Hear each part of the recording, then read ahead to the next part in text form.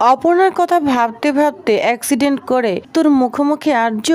Happy varsity দেখা যাবে আজকের পর্বে। বিস্তারিত জানতে ভিডিওতে একটি লাইক দিয়ে পুরো ভিডিওটি দেখতে থাকুন। গল্পের শুরুতে আমরা দেখতে পাবো অপর্ণা আর্যর মুখে সমস্ত সত্যি জেনে মেনে না নিতে পেরে আর্যকে কোনো কিছু না বলে অন্য মনস্ক হয়ে চলে আসে এবং খুব কষ্ট পায়। কান্না করতে করতে বাড়ির দিকে চলে আসে। এদিকে আর্য থেকে যায় আর মনে মনে ভাবে তাহলে আমার এই অতীত আমার জীবনটা আবার নষ্ট করে দিবে। অপর্ণা কি আমাকে সবকিছু মেনে নিয়ে আবার আমার কাছে ফিরে আসবে?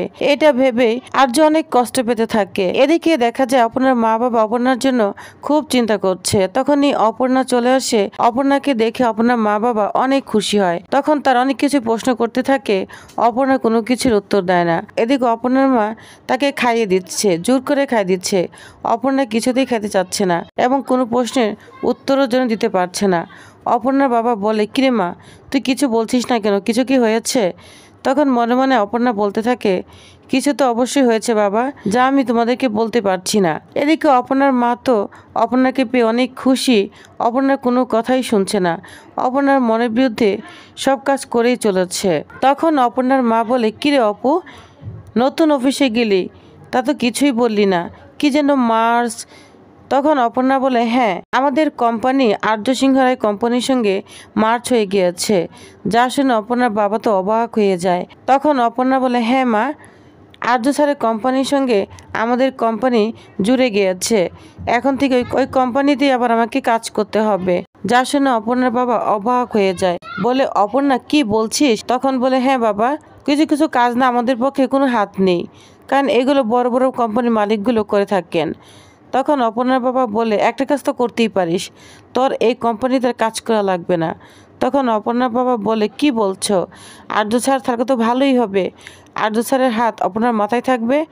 তখন বলে, না, তুমি বুঝতে পারছো না, অপর্ণার জন্য এটা ভালো হলো না। যা শুনে অপর্ণার মা অবাক হয়ে যায়, বলছে, কি বলছো? তখন বলে, হ্যাঁ আমি ঠিক বলছি, কারণ যে জন্য আর্য স্যারের অফিস ছেড়ে অন্য জায়গায় চাকরি নিল, তাহলে কি লাভ হলো? কিন্তু অপর্ণার মা কিছুই বুঝতে পারে না। এদিকে অপর্ণা আর্য স্যারের কথাই ভাবছে, কারণ রাজনন্দিনী যে তার প্রথম স্ত্রী এটা ভাবছে, আর অপর্ণা কিছুতেই মেনে নিতে পারছে না, খুব কষ্ট পাচ্ছে। তখন অপর্ণা মনে মনে বলে, এটাকে আমি ঠিক করলাম? নিজেকে মানিয়ে নিতে না পেরে আমি ওইভাবে চলে আসলাম, এটা কি ঠিক হলো? এটা ভাবছে অপর্ণা। অন্যদিকে মীরা তার মনের কথা আর্যর মাকে বলে ফেলেছে। সে বলেছে আর্যকে সে ভালোবাসে। এটা শুনে আর্যর মা ও মানছি অবাক হয়ে যায়। তখন আর্যর মা বলে, তুমি আর্যকে ভালোবাসো? এটা তুমি আর্যকে জানিয়েছ? তখন বলে, হ্যাঁ, আমি সব জানিয়েছি। আর তখন আর্য মা বলে, আমার তো মনে হয় না আর্য পরিবর্তে তোমাকে কোনো অ্যান্সার দিয়েছে। তখন বলে, না, ও আমাকে কোনো অ্যান্সার দেয়নি। আর তখন মানছি বলে, আমি যতটুকু জানি আর্যদা তোমাকে বন্ধুর মতোই জানে। তখন বলে, হ্যাঁ, ও আমাকে বন্ধুর মতোই জানে, কিন্তু আমি ওকে তার থেকে বেশি জানি। এখন তুমি কি বলতে চাচ্ছ? এই বিষয় নিয়ে আমি আর্যর সঙ্গে কথা বলি? আর তখন মীরা চুপ করে থাকে। তখন আর্যর মা বলে, শুনো, আমি ওর ব্যক্তিগত কথাও যতক্ষণ না বলবে ততক্ষণ আমি কখনোই ওকে এটা বলতে পারি না, বুঝতে পেরেছ? তখন আর্যর মা বলে, তোমার কথা শুনে মনে হয় তুমি এর জন্যই বাড়িতে আসোনি, অবশ্য অন্য কোনো কারণ রয়েছে। আর তখন অপর্ণার নামে অনেক কিছুই বলতে থাকে। এদিকে তখনই অর্ক চলে আসে। অর্ক এসে বলতে থাকে, ছি মীরা, তুমি ভালো একটা মেয়ে, ছোট্ট একটি মেয়ের নামে এত বড় কথা বলছো। তখন বলে, তোমরা কতটুকু জানো অপর্ণাকে? আর তখন অর্ক বলে, তুমি এবার কতটুকু জানো? আমি জানি ওই মেয়েটা অনেক ভালো, এতটুকু মেয়ে কাজের প্রতি অনেক সেন্সিটিভ, ও প্রুভ করে দেখিয়েছে। তার হয়ে তুমি এসব কথা বলছো? আমার তো মনে হয় তোমারই সমস্যা, তুমি অপর্ণাকে হিংসা করছো। যা শুনে মীরা অবাক হয়ে যায়। তখন মীরা বলে, তোমরা ভুল ভাবছো। তখন মানছি বলে, কেন কেন আর্যদাকে নিজের ডিসিশন নিজে নিতে পারে না? আর তখন অর্ক বলে, জানো তো মীরা, যদি তোমার কথা সত্যি হয় না তাহলে তুমি দাদার ডিসিশনের প্রশ্ন তুলছো। তখন মীরা বলে, তোমরা জানো না, আর্যর অনেক ক্ষতি হয়ে যাবে। এই মেয়েটা না কলোনির মেয়ে, অশিক্ষিত মেয়ে, এই মেয়েটা আর্য জীবন নষ্ট করে দিবে, ধ্বংস করে দিবে। তখন অর্ক বলে, শোনো, অপর্ণার নামে তুমি আর একটাও বাজে কথা বলবে না। আমার ভাইয়ের যদি কোনো সমস্যা হয় সেটা আমরা জেনে নেব, আমরা বুঝে নিব, আমরা আছি আমার দাদার জন্য। বুঝতে পেরেছ?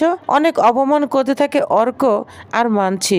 তখন অর্ক বলতে থাকে, শোনো মীরা, তোমার না কিছুদিন আগে তোমার মা মারা গিয়েছে, তুমি না ওইটা নিয়েই থাকো আর কাজ নিয়ে থাকো। বুঝতে পেরেছ?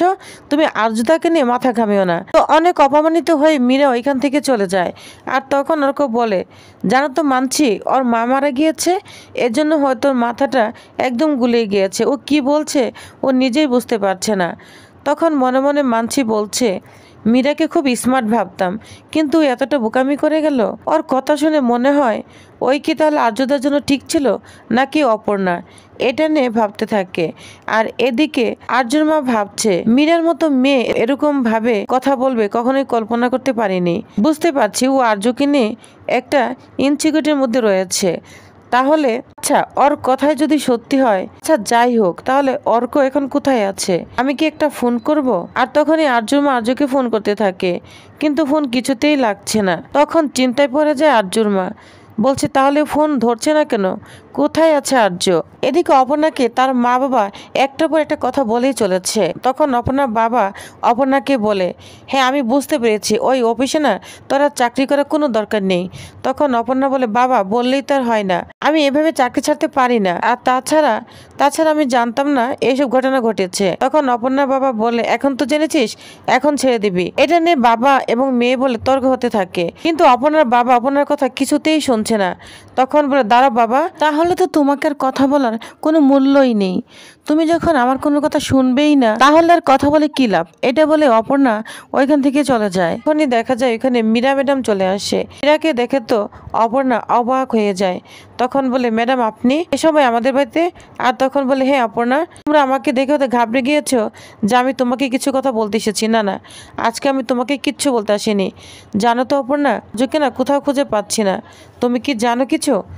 আর তখন অপর্ণার মা বাবা বলে, আর্য স্যার কোথায় আছে ও কিভাবে জানে? ওর তো জানার কথা নয়, ও তো মাতৃ অফিস থেকে ফিরেছে, ও কিভাবে জানবে? এখন মীরা বলে, আমি বলছি না ও জানে, ও কিছু জানে কিনা। আমি ওদের বাড়িতেও গিয়েছি, সেখানেও নেই। এমনকি এই পর্যন্ত আমি কল করে যাচ্ছি, কোনো ফোনও রিসিভ করছে না। এই জন্যই আমি এখানে এসেছি যে ও কিছু জানে কিনা।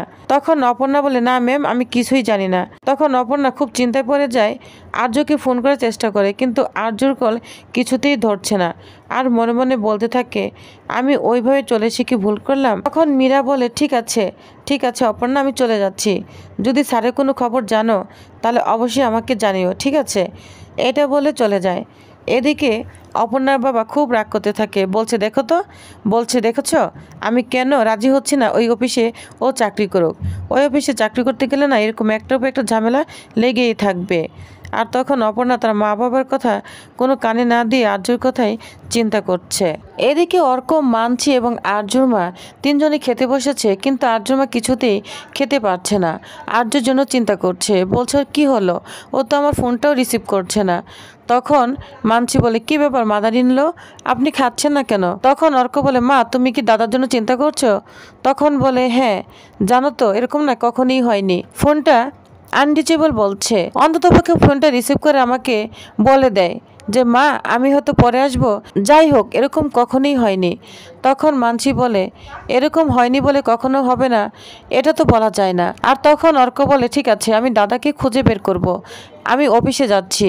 এটা বলে খাবার থেকে অর্ক উঠে যায়। তখন মানসি বলে, দেখলেন তো মাদার ইন ল, আপনি অর্কর মাথায় চিন্তা ঢুকিয়ে দিলেন, ও খেতে পারলো না। আর তখন আর্যর মা বলে, অর্ক দাঁড়াও, আচ্ছা মানসি তুমি কি বললে? আমি চিন্তা ঢুকিয়ে দিয়েছি? তুমি তো খাবারের সময় এতগুলো কথা না বললে আমি তো বলতাম না, তাই না? অর্ক দাঁড়াও, তুমি কিঙ্করকে ফোন দাও, তুমি জানো ও কিছু জানে কিনা, তারপর তুমি আমাকে বলো, ঠিক আছে? তখন অর্ক বলে, মা ঠিক আছে। এদিকে রুম্পা এবং অপর্ণা ছাড়ে চলে এসেছে। অপর্ণা মন খারাপ করে আর্য স্যারের কথাই ভাবছে। আর্য স্যার বলেছিল রাজনন্দিনী আমার প্রথম স্ত্রী ছিল, কিন্তু সে মানুষটা এখন আর পৃথিবীতে নেই, এই কথাটাই তার মনে ভাসছে। তখনই রুম্পা বলে, কি বলছিস অপর্ণা, উনি বিবাহিত ছিল, তোকে বলেনি? এটা তো ঠিক করেনি। আর তখন বলে, না রে রুম্পা, ওনার চোখে আমার জন্য অনেক কষ্ট দেখেছি, এর জন্য উনি এতদিন আমাকে কোনো কিছুই ঠিকমতো বলতে পারেনি, আর তখন থেকে ওনার খবর নেই। এই জন্য মীরা ম্যাডাম এসেছিল যে আমি কোনো খবর জানি কিনা। হয়তো আমার কাছ থেকে উনি দূরে রাখার জন্য, নিজেকে আড়াল করে রাখার জন্যই হয়তো চুপ হয়ে আছে, কিন্তু এখন তো আমার খুব কষ্ট হচ্ছে। আর তখন রুম্পা বলে, বুঝেছি। শোন, কাকা কাকুকে না দোষ দিয়ে কোনো লাভ নেই। একদিকে সে তোর থেকে অনেক বয়সে বড়, এখন আবার বিবাহিত, এটা কিভাবে মানবে বলতো? তখন অপর্ণা বলে, রুম্পা, এটা কি এখন ভাবার বিষয়? তখন বলে, যাই হোক অপর্ণা, এটা কিন্তু মেনে নেবে না কখনোই। একদিকে বড় আরেকদিকে বিবাহিত, এটা কিভাবে হয়? তখন অপর্ণা যা শুনে রুম্পাকে মারতে যায়। রুম্পা আরো দুষ্টুমি করতে থাকে। আর তখন রুম্পা বলে, বুঝেছি। তখন অপর্ণা বলে, কি বুঝেছি? তখন রুম্পা বলে, বুঝেছি সবকিছু শোনার পর তোর ভালোবাসা তার প্রতি এরকমই আছে। ঠিক আছে, আমি আর বলবো না, ক্ষমা চাই। তবে আমি বুঝেছি তোদের বিয়ে হবে। মিয়া বিবি রাজি, তো কে আটকাবে? তোদের বিয়ে হবে। যা শুনে অপর্ণা অবাক হয়ে যায়। তো প্রিয় বেশ, তাহলে আপনাদের কি মনে হয়, এবার অপর্ণা কি ছুটে যাবে আর্যকে খুঁজতে? তাহলে কি হতে চলেছে? আর্য কি হয়েছে? তাহলে কি আর্যর অ্যাক্সিডেন্ট হয়েছে? অপর্ণা কি বাঁচাতে পারবে আর্যকে? তো নেক্সট আকর্ষণীয় পর্বটি জানতে অবশ্যই আমার সাথেই থাকুন। ধন্যবাদ।